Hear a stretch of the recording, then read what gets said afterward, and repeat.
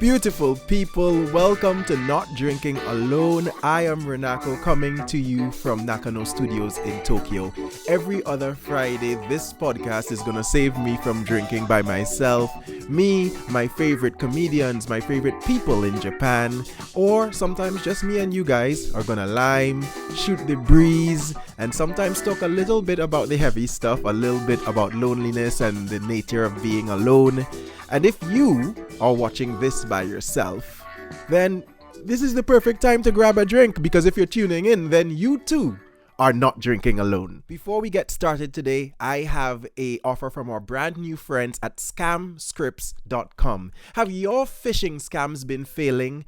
No one can believe, based on how you write your emails, that you're a bank manager or that you're actually Facebook trying to get their login information. Are people not clicking those links and sending you all of their login information? You need to get to scamscripts.com right now. Scamscripts is the only service that provides you with just the best written, best prepared, bespoke scripts for all of your scams. Are you trying to convince people that you're Facebook? Are you trying to convince people that you're their bank? Go to Scamscripts, tell them what you're trying to do, and they will create a special script just for you. And right now we have a special offer for all the listeners of Not Drinking Alone. If you use code NDA at checkout, Scamscripts will give you a free Which Avenger Are You quiz that you can then use to post on Facebook and get all the security question answers from your friends and family. Scamscripts.com, use them now. The service is fantastic. Scamscripts, service to make you feel like the African prince you're pretending to be on the internet. Let's get to the show. All right, so I'm here with Taka Horton. He is he'll explain it to you, but kind of a new transplant. Either way, I thought it was like a cool contrast that last time I had like a long-standing fixture of the Tokyo comedy scene, Evans Musoka, and now here I have Taka Horton, who is brand new on the scene. Taka, tell the people about yourself and what brought you to Tokyo. It's a pleasure to be here. My name is Taka Horton. I came here to visit my grandparents, but I decided to stay to try to please them, and they're not too happy with me living in Tokyo. Where are your grandparents? My grandparents are in Tochigi. Okay, and Tochigi is strawberry land, baby. Bumfuck? Oh yeah, bumfuck. Rice paddies everywhere. We're known for strawberries, so go eat some Tochigi strawberries, everybody. Listen, we're not promoting anything. Tochigi Strawberries has not sent any money to Not Drinking Alone as such. Until such time as they back up that truck, eat whatever strawberries you want to, people. Tochigi Strawberries, sponsored. So you told me that, like, you're obviously half. Yes. You're well, not obvious. That sounds like a really racist thing to open the podcast with. You're obviously half. Some people say it, but most Japanese people don't seem to think so. But you spent a lot of time in Japan already in your life. Absolutely. But this is your first time living here. Permanently. As an adult? Yeah, as an adult. Okay, yeah. well, welcome to Not Drinking Alone. Welcome to Tokyo. Oh, thank you for having me. Welcome to Japan. It's a pleasure. Kampai, my friend. It's a pleasure to be here. Thank you. Yes, so Taka is one of the few people who, since I've gotten more serious on social media, who's reached out to me, and then he actually came through, which is always cool when someone's like, hey, I'm planning to come to Tokyo soon, because you get a lot of that bullshit talk. Do people bullshit? Wait, I want you to ask that sentence again. Just ask that question again. Do people bullshit? Have you met people? Yes, but if a comedian reaches out and says they're coming to my scene, I'm going to put them on, and if they're not there, that's never happened, actually. In the States, people follow through. Like, it's weird here because it's a travel destination. It's a scene that's now being set up. So it's not exactly, it doesn't exactly operate. We've talked about this a lot, I think. It doesn't exactly operate like a fully functioning comedy scene. Sure. But we're building something. We're trying. Please come to shows. Yes, please. Please.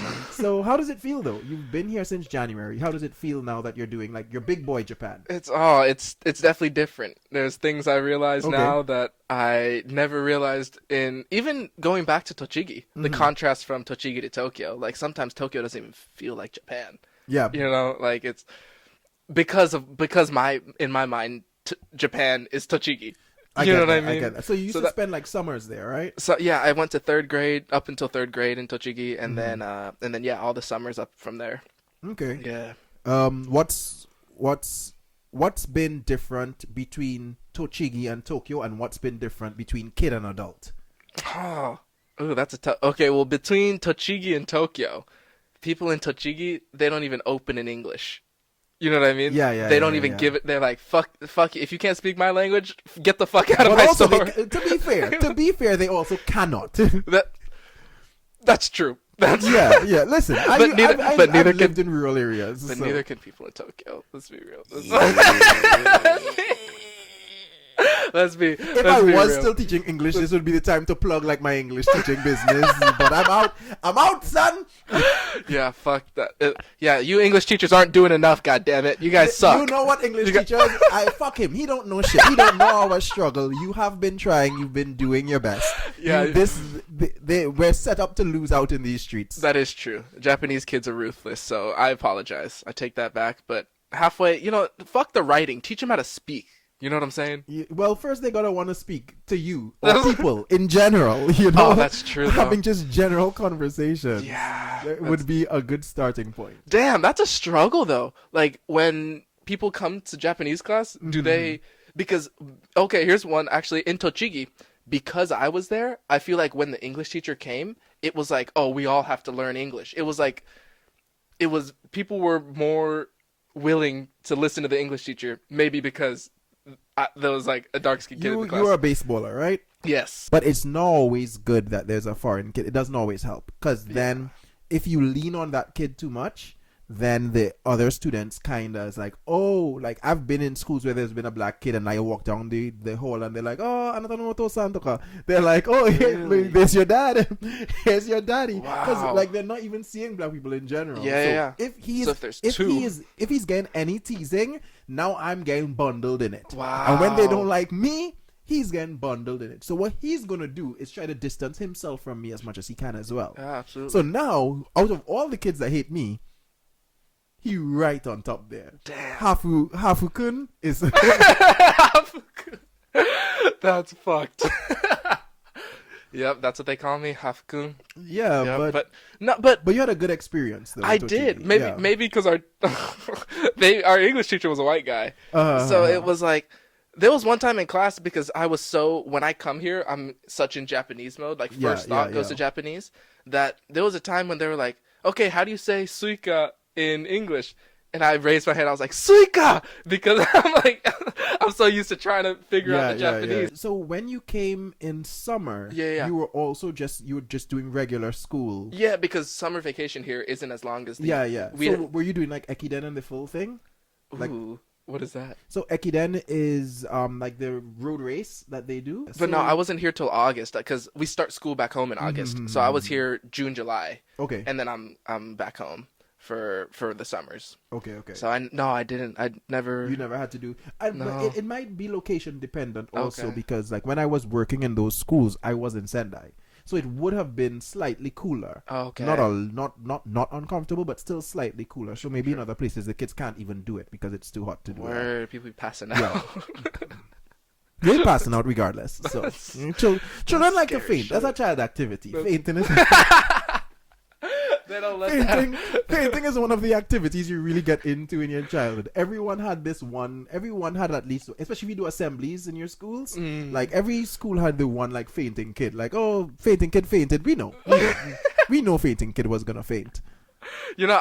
Speaking of assemblies though, I always had to, I think that's where stand-up comes from, is I had to speak at assemblies. Yeah. Every year I was here, they were like, all right, you're doing it. My mom would be like, all right, you're doing a speech. And I'd be like, Japanese? Yeah. Oh yeah.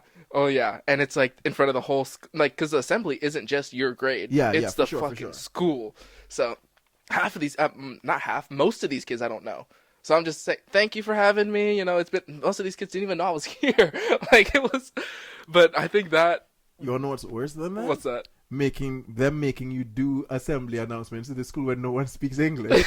And they love to do that to the visiting teachers. They're like foreign teachers and shit. Especially if you're leaving or if you just came. Yeah. What how do they look at you? They're just like, well, they're not even interested in what their teachers are saying. Sure. I didn't have the awareness to do crowd observation. I was just focused on saying the right words. You're a kid. I'm talking about me as an adult. That's I think it's a whole different like experience for you. But I'm sure my English teacher was in the back sleeping.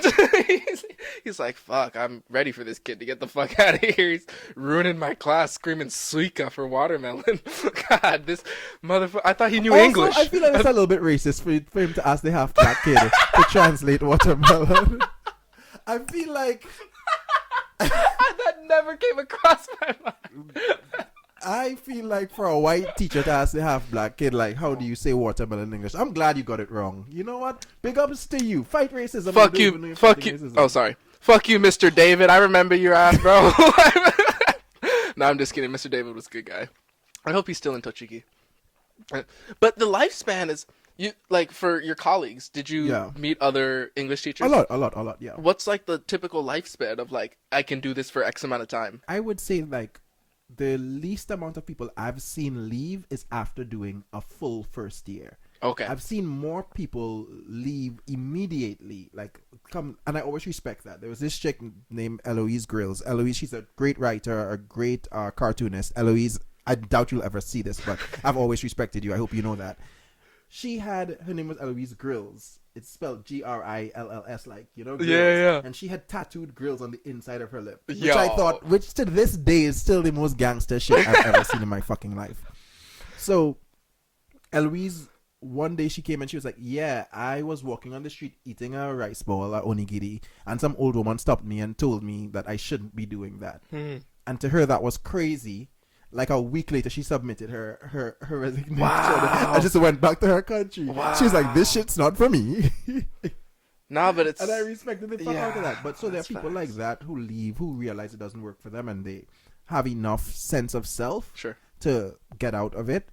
But once you make a year, I don't see a lot of people leaving. When we get to 2 years, so 2 years count as a year in my estimation. Okay. People who say, I'm just going to come do it for a year, I think that's a 2 year. Okay. 2 year, 3 year. So back to you.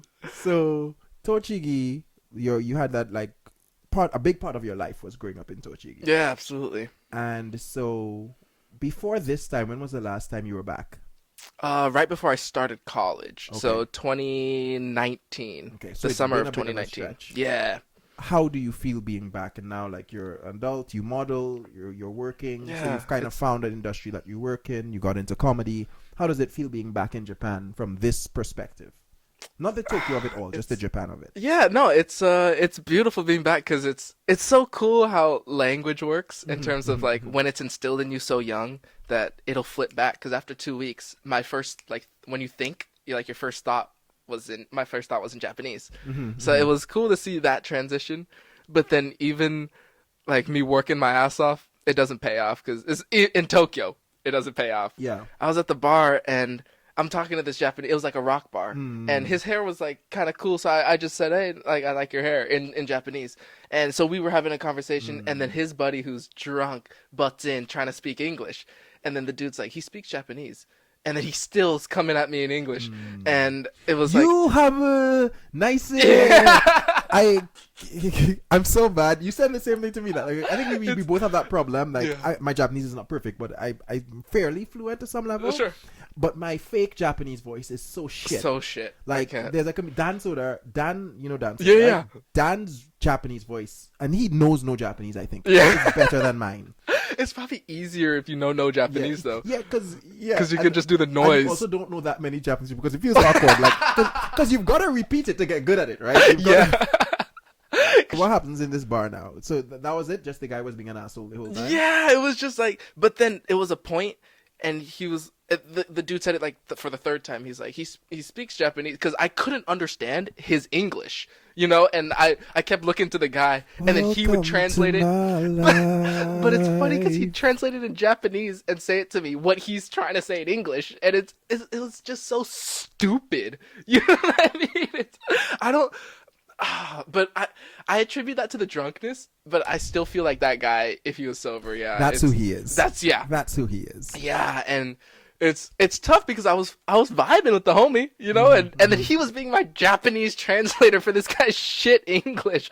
It's so backwards. It's just like we worked our ass off, you know what I mean, to get to a point where we can talk. Yeah. Well, maybe you worked your ass off because you told me your mom was like making sure you could learn that. Me, I was just going out drinking, eating alone. I'm just a lonely person who goes out a lot and eventually learned words, embarrassed myself saying it wrong too many times and then learned the word. That's how I got Japanese. I'm gonna be honest with you. That's still better than some people who don't even give it, like, give the effort. Fair, you know what I mean? fair. Like, it's... But it's so odd. Tokyo, It's just Tokyo has kind of quelled any pride I've had about my Japanese skills, because there's so many people here who are just like, so many foreigners here who are just properly fluent. sure. Like they translate, they understand the nuance of the language, Sure. they can read, and I always say I'm basically an illiterate. Yeah. Every time I sign a contract here, I could be signing my soul. Yeah. And I I'm feel just that. like, maybe I told them I'm gonna give them my kidney. Like who knows what's in this contract? Yeah, I signed like 3 of those already. I lost all my shits.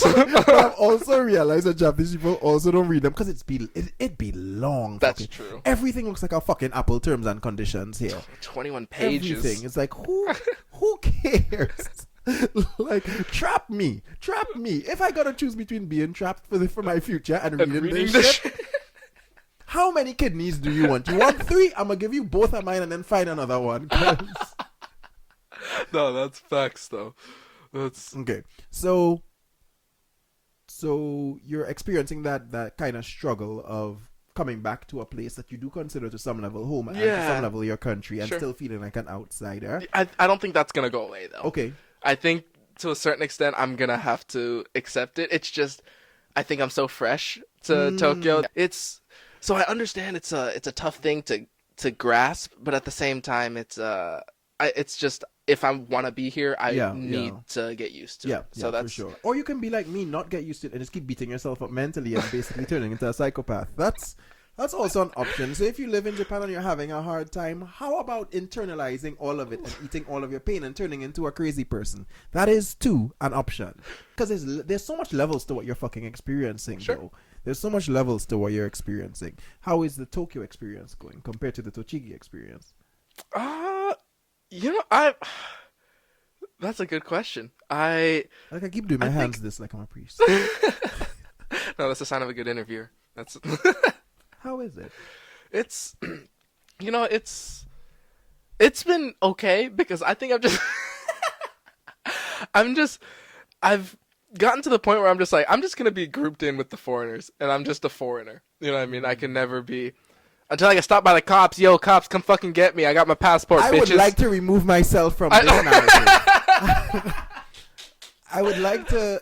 Hey, come stop my ass, dog. I'd like to extract myself from this. I'll pull out my red passport. Don't come to my house. Oh yeah, don't come to his house. Don't stop him when he's with me. Whatever he's asking for, please have him involved in it only, not I. Law abiding. I pay all my taxes. Perhaps not on time, but I do. I still don't pay any of my taxes because I'm still a foreign resident as a Japanese citizen.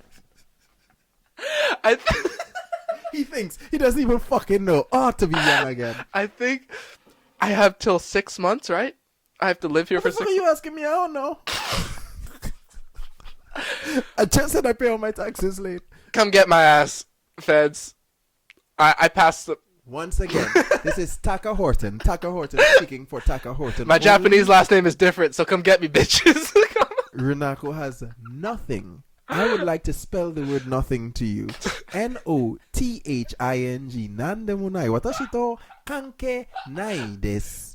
Thank you. Please remove me from this summons that you're doing. Bengoshi mo arimasu yo. Come get me. 弁護士のお金はないこの方だからすいませんこういう人と私がちょっとなんか壁があるだからおまわりさんそういう話とこれおまわりさんは怖くないっす。Come get me, motherfucker. Motherfucker.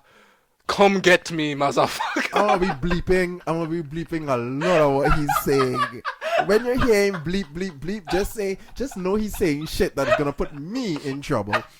Okay.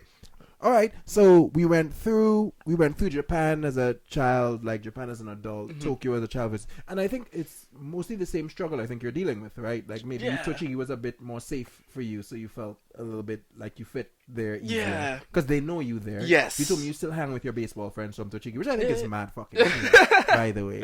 But it's a blessing that I was even able to obtain those friends. You know what I mean? Because even my mom bringing me back for the summers, like she didn't have to do that. Yeah. You know what I mean? We could have just like that shit's expensive. You know, like but it's a part of she needed to instill that side of me because you'd lose it if you don't. And also just for being a good parent. Let's big up moms one time. Boop, yes. boop, boop. Big ups, Kaori. We don't have to say last name because that's my Japanese last name too. I'm not scared of you, motherfuckers. 怖くないよ。even 汗かいてるけど怖くないよ。怖いんです。はい、すみません。この方は別の気持ちだからすみません。失礼します。失礼しないです。全然失礼じゃないです。Okay, anyway. Usually we say what we want on this podcast at what we call Nakano Studios, but my neighbors at Nakano Studios also speak Japanese, so they're clearly hearing what we're saying. That's alright. Also, why the fuck are you sweating so much? Because I started speaking... Dude, that's the one thing, though. When I start speaking Japanese, I sweat like a mother. I was at the pharmacy. Wait. Pause. Don't go to I was at the pharmacy. Say that again. When I start speaking Japanese, I just sweat like crazy. It's like an out of body experience. It's like a different person, you know. Is your brain is doing so much work you start sweating? Is that what it is? Is it making you wet like you're horny for Japanese? I need some more context for this. That's a great question. When did you discover this superpower? This trip. When my mom left, because the first 2 weeks when I was here in Tochigi, she was here, and then when I got my apartment, she bounced. Pick up Curry one time, boop, boop, boop. Kaori-san, arigatou gozaimasu. You know what I love about Taka? That he's understood the camera dynamic in the show, and he's doing a lot of fourth wall breaking, and I appreciate it. Because that's required on this show. Okay. Like, I've decided. We're in the second episode in Nakano Studio, and it's required. Fourth wall breaking is required, and he's doing it correctly. Well, thank you. I appreciate that. Here's what we're gonna do. We're gonna go quickly to an ad. Let me cut you. We're gonna go quickly to an ad, and when we come back, we will get to the core, the juice of the podcast, which is talking about loneliness and being alone. And I have a lot of questions for Taka, specifically because of the jobs that he does as a model and as a comedian. As a comedian who's coming to a brand new comedy scene. So we're gonna go to a commercial, and we'll be right back. Our friends at scamscripts.com have a fantastic offer for you. Let's start with the fact that if you go to scamscripts.com right now, you can get all of their fantastic services. We have all received scam emails that we could immediately tell was a scam because just the message didn't seem like it came from bank. It didn't seem like it came from Facebook. But with scamscripts.com, you can have bespoke emails, bespoke text messages crafted for you and for your targets that will make them definitely click on those links, get you that login information, get you that those bank codes and that bank information. But that's not all ScamScripts has to offer. They're now actually doing voice scams, voice memos, recorded scams that you can just use, make a call to one of your victims and put the phone up to it. So head to ScamScripts right now, make use of this fantastic service, and listen, if that isn't good enough, they are offering something that's crazy for our listeners in Japan. At checkout, if you use our code, Not Drinking Alone, just the code NDA, ScamScripts is giving you a free recorded Ore scam. That's what I'm saying. You don't even need to know Japanese to be scamming in Japan. So head over to ScamScripts right now. As I told you, the service, the support is fantastic. ScamScripts is truly service that makes you feel like the African prince you're pretending to be on the internet. Let's get back to the show. We are back with Taka, and here I feel like there's a range of ways that people approach the comedy scene. Some of them are hobbyists. Sure. Not many of them. Some of them have like jobs that take up so much of their time. So for me, some of my loneliness on the scene comes from the fact that I am so invested and so like going so intensely in it. Mm-hmm. And in my mind, when I look at American comedy scenes, I'm kind of like, oh, they have this whole community that's working with them, so they don't feel alone. what's been your experience? Yeah, that I feel like that's a good analysis. Mm-hmm. Like, because you see a majority of, at least with Portland and San Diego, Mm-hmm. the hobbyists people, everybody knows that those are the hobbyists. Mm-hmm. They're just doing mic, like, you know what I'm saying? Like, they just need to get away from the wife and kids, just for a few hours. They just need something to do, and I respect the shit out of that. You know what I mean? And Get away from your wife and children. yeah. But especially in Portland, it's people are grinding because it's one club. So the grind is a little bit different though from San Diego. Mm-hmm. In San Diego, there's 6 comedy clubs. Okay. In Portland, there's Name the 1. 6 comedy clubs in San Diego. The Laugh Factory. Laugh Factory. Comedy Store. Comedy Store. American Comedy Company. American Comedy Company. Mic Drop. Mic Drop. Grand Comedy Club. Grand Comedy Club. Oh, what am I missing? What am I missing? Whoever he didn't miss, don't ever book Taka again. It's okay. Those are the only ones I want bookings from. Comedy Store, I'm looking at you. You've been firing a lot of fucking shots today. So it's so those 6 clubs, everybody's working to get in front of the club bookers. Yeah. In Portland, every comedian runs a show. So if you're at an open mic, 70% of that crowd, because it's comedians, are bookers, technically. You know what I mean? Because they run their own show. So you just need to do good at the open mic. Yeah. And you get picked up. Exactly. When I moved to Portland, I'd been doing comedy maybe 6 months in San Diego. Mm-hmm. And so I had a little bit I had my feet wet a little bit, Yeah. And then I moved to Portland. I had a good I had a mediocre 5. And I've got a mediocre 20. Does that make me better or worse? I'd say better. That's time. That's time that you can entertain an audience and get pops. But don't say that. I had a mediocre 5. I was 6 months in, but I was comfortable with that 5 minutes. Yeah. I got to Portland, went to these open mics. After like 2 weeks, it's like, hey, can you do my show? Because it's comedians booking. It's not some like club booker who's looking for hosts and features for their headliners. So you're getting on shows. Yeah. Right? But like the people that you're meeting, do you feel like you're making real connections with them, or is it more just like kind of transactional in that way? No, it's very real. It's for the time I was there. Right now, Portland is a shit show. Okay. Like when I check Facebook, there's this guy's, you know what I'm saying? You're too young to be checking Facebook, it's- but I'll let that slide. In the States though, Facebook is your number 1 comedy booking. Like, yeah, you're getting all your bookings through Facebook. Yeah, the 2 years I was there, it was smooth. It was like everybody's tight because if you piss somebody off, they're gonna go tell their friends, Okay. and you're not gonna get booked. So everybody's chill with each other. But it doesn't feel transactional. Mm-hmm. You know what I mean? It's that's a very interesting question though. Yeah, because it didn't. I guess maybe because there's an age gap between us. Huh. But I think a lot more about the times I'm alone versus the times I'm lonely. You know? Okay. There are times and seasons in my life where I'm around a lot more people. Sure. But I realize that I'm no less lonely than I am when I'm not around a lot of people. So here you are in this scene where it's easy to like meet people and bounce from people from show to show. Sure. And comedy is the thing you want to be doing. Mm-hmm. But are you building an internal community? Wow, maybe like, yeah, there's little cliques that you fall into. Okay. Yeah, not everybody is tight, Mm-hmm. but everybody is communal. Okay. Yeah. Oh, that's interesting. That's an interesting perspective on the whole like discussion of like loneliness, like not close but communal. I think I run from communal. Really? Yeah, I'm bad at that. I'm bad at feeling like if I'm interdependent, not codependent, but interdependent on the system, because I feel like maybe I have trust issues, so I expect people to drop the ball, and I feel like if I want the system to work and you drop the ball, I'm gonna then have to pick up your slack as well.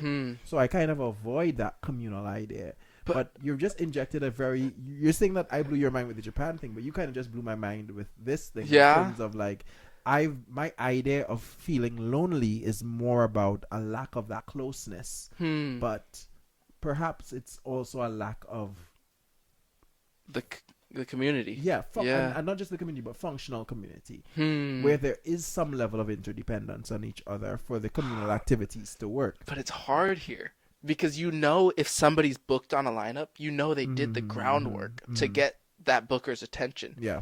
So you can't be like, oh, fuck this guy, I have to follow this dickhead.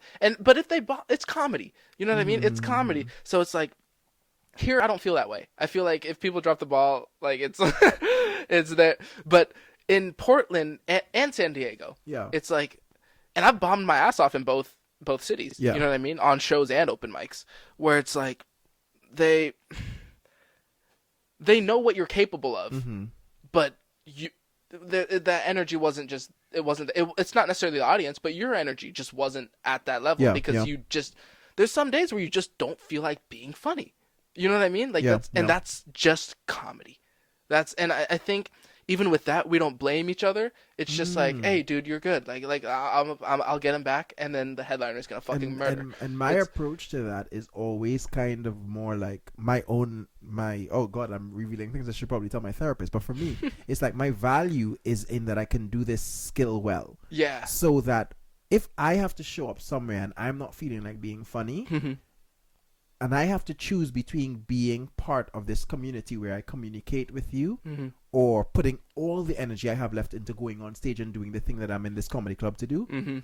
Fuck you. Yeah. Immediately. That's kind of how I am. Like, I'm shutting this shit down. I'm not here to talk to anyone because I don't have the bandwidth to do it. I don't feel like I'm funny right now, but I must be fucking funny. Yeah. So I shut that shit down. But that's not wrong. Yeah, that's your approach to because that's. But then I lose the benefit of being able to come off stage and then have those people in the wings just be like, we rock with you still. Like it's okay that you weren't funny, but we rock with you. I don't know that I want it. I'm just saying it is a different perspective to see the choice that I'm making. It is a choice that I'm making, you know. And you're showing me there's a other side to it. But it's not. I wouldn't say it's right or wrong. Yeah. Like I would say it's just the cards you're dealt. You know what I mean? Maybe you don't want hey dude, we still rock with you from the people here.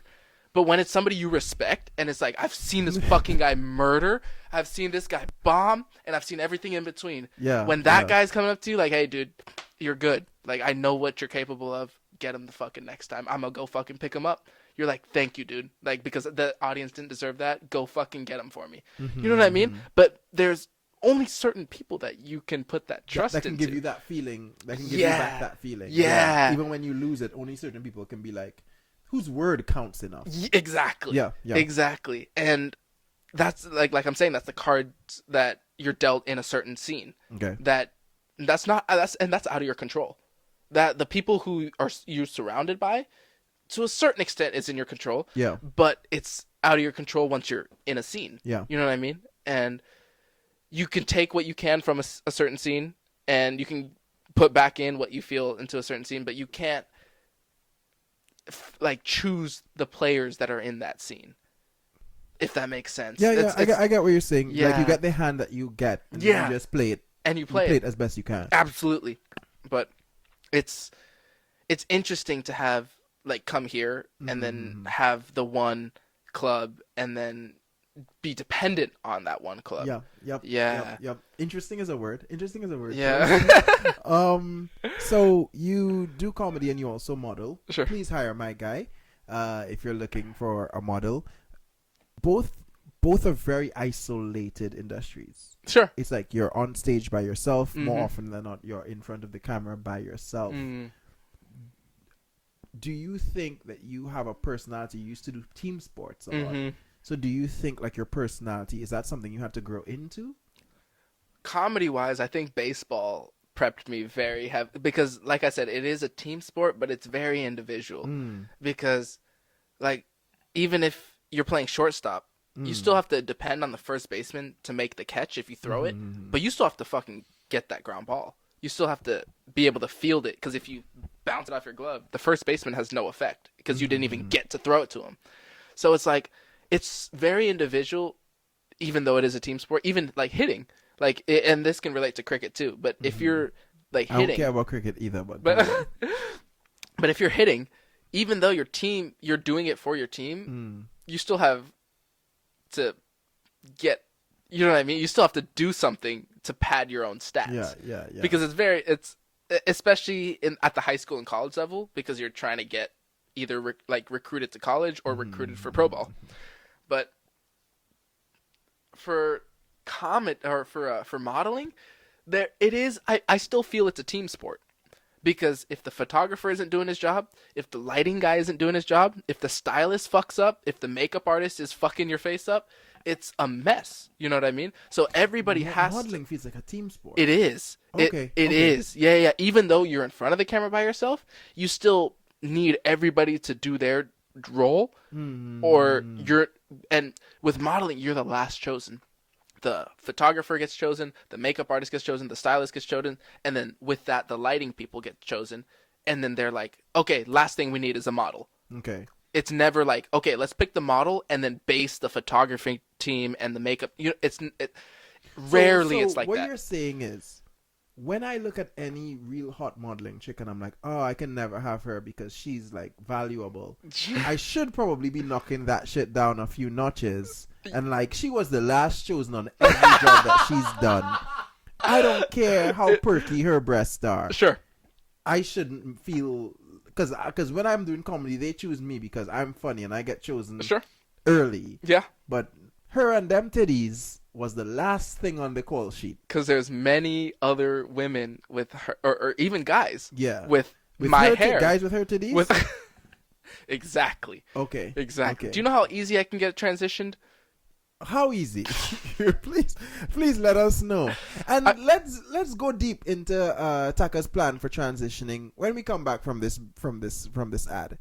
We're doing it once again for our OG sponsor, myfavoritehole.com. You know it, I know it. My Favorite Hole, the only subscription service that sends you the equipment to pierce yourself at home so you don't need to leave the house every time you want to make a new hole in your body. And listen, my friends at My Favorite Hole want you to know that they too are hearing about these lawsuits that are being launched against the company. People saying that My Favorite Hole is using the DNA that's left over on the equipment that the customers return to create mindless clones, to work in factories that they're selling to corporations. And they want you to know it's baseless. But my friends at My Favorite Hole still need to protect themselves. So when you order that piercing set, there will be a release form you will be required to sign saying that whatever bits of human flesh or blood that are left on the piercing equipment now belongs to My Favorite Hole. And if you wanted that part of your flesh, why would you have cut it out? Do you know what I mean? It is literally your garbage. And they're willing, one man's trash is another man's treasure. They're doing you a favor. So log on to myfavoritehole.com. Use the code NDA at checkout for a free Prince Albert piercing with any purchase of another piercing. myfavoritehole.com. Listen, make holes in your body. Take that power away from God. And we're back. So Taka, you were talking about how easy it would be for you to transition. Yeah. Talk us through that. Oh, so I already cut off my... That's where we should cut. That's where the cut should be. Okay. But anyway, what was I saying? Oh, but there's thousands of people who are beautiful. You know what I mean? There's a array of selection that those casting people look through. Where are you? Why aren't you fucking me? Please, beautiful people. Please. Let me put your tit in my mouth. I want to put your titty in my mouth. Woman, you beautiful. You got that kind of banana shaped titty. Let me put your breast in my mouth. Anyway, I need to finish this podcast because I'm drinking way too much. Back to Taka. Please let him put your titty in his mouth.